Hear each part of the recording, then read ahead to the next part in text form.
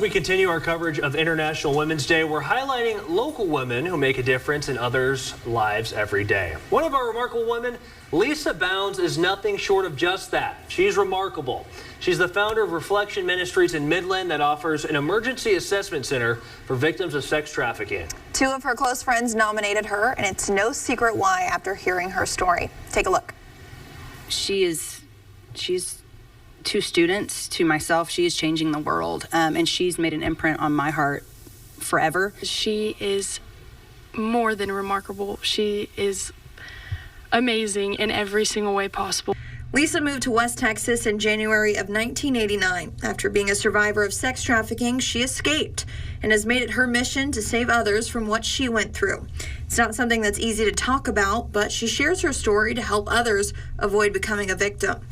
I ended up being trafficked when within the first few weeks of being on the campus at Texas Women's University when I was a freshman.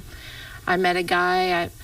I think what's really hard is people think, oh, well, I must have been doing the wrong thing. I must have been wearing the wrong thing in a bar, doing just really acting inappropriately, and I wasn't. I was leaving a class through the first couple of weeks, and I met a couple of guys that were out in the parking lot next to my car in the middle of the day. And she said one of these guys asked her out, but it would change her life forever. And he asked me out, and it wasn't within the first couple of dates that he started drugging me, and then one thing led to another, and he was selling me in Dallas, in the Fort Worth area, in Arlington, and in Denton. She says it continued, but she couldn't escape for a while. Her family was even threatened if she tried to leave. But as time passed, she eventually moved to West Texas. She says that saved her life. She didn't get into details about how she got away, but talked about what happened after. I lived with the guilt and shame for a long time until 2016 when I finally told my husband what had happened to me. I remade myself. I got involved in a community. I got busy. I met people really trying to just cover up who I was and deal with the trauma that had happened. It took a lot. I've been seeing a therapist probably 6 years now, 6 or 7 years. February 1st of 2020, Bounds opened the Village at Reflection Ministries.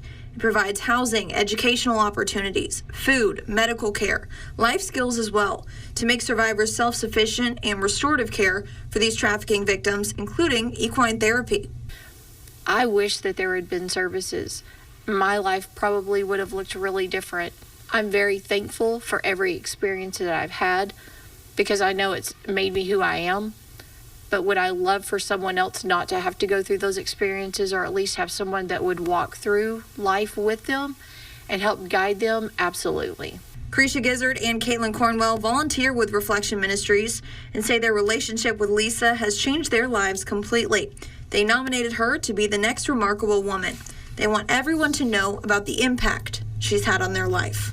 And just hearing like the atrocities, hearing the unimaginable things that she's been through, like I still look at her and think, I don't know how you love Jesus. I don't know how you love people. And it's just a miracle of God.